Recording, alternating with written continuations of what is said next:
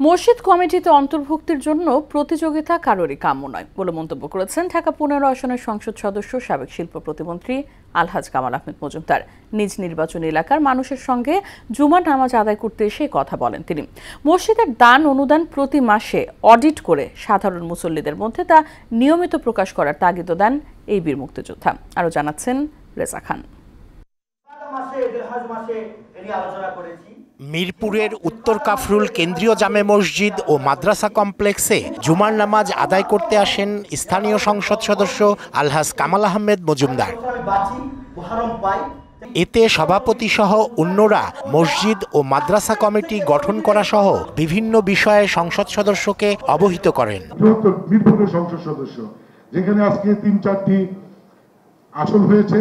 এ সময় মসজিদ কমিটিতে আসার জন্য দ্বন্দ্ব এবং এ নিয়ে প্রতিযোগিতা করার মানসিকতা পরিহার করার কথা বলেন আলহাজ কামাল আহমেদ মজুমদার। মসজিদ নিয়ে বিতর্কে জড়ানো উচিত না এবং মসজিদ কমিটি নিয়ে কেন হানাহানি মারামারি হবে। আল্লাহর ঘর, আমাদের মুসল্লি যারা আছেন সবার ঘর, সবাই আমরা এটা সাধবোধ করব এবং এই মসজিদ কমিটি নিয়ে কেন এত মারামারি হবে, কেন দ্বন্দ্ব হবে, সেটাই আমার প্রশ্ন। আর মসজিদ কমিটিতে আসার জন্য কেন এত প্রতিযোগিতা হবে। মসজিদের আয় ব্যয়ের হিসাবে স্বচ্ছতা বজায় রাখতে নিয়মিত অডিট করার পরামর্শ দেন বর্ষিয়ান এই রাজনীতিবিদ। আল্লাহর ঘরের যারা দান করেন, সাহায্য করেন, সহযোগিতা করেন, প্রতি মাসে, প্রতি বছর তার অডিট রিপোর্ট প্রকাশ করে মুসল্লিদের কাছে দিতে হবে। মসজিদ মাদ্রাসার হিসাব স্বচ্ছ থাকতে হবে আমি মনে করি। এটার জন্য একজন হিসাব রক্ষকেরও প্রয়োজন রয়েছে, এখানে কিন্তু সেটি নেই। আলেম মাশায়েখদেরকে কোরআনের আলোকে বয়ান করার তাগিদ দেন ধর্মপ্রাণ এই সংসদ সদস্য।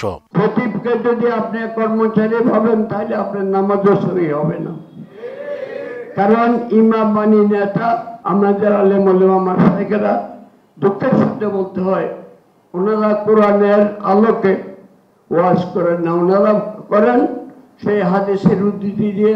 পরে মসজিদ ও মাদ্রাসার কমিটি গঠনে রাজনীতিবিদদের সমন্বয়ে একটি কমিটি গঠন করে দেন আলহাজ কামাল আহমেদ মজুমদার। এ সময় বক্তব্য দেন স্থানীয়রা। উনি এটাকে মাল্টি স্টোরি বিল্ডিং এবং মাদ্রাসাটাকেও বহুতল বিশিষ্ট ভবন করে যান। এই মসজিদ নিয়ে দীর্ঘ 40 বছর এই দ্বন্দ্ব চলতেছে। উপরে দাঁড় করানো সবচেয়ে বেশি শ্রেষ্ঠ। পরে দেশ ও জাতির মঙ্গল কামনায় বিশেষ মোনাজাত করা হয়। রেজা খান, মোহনা সংবাদ, ঢাকা।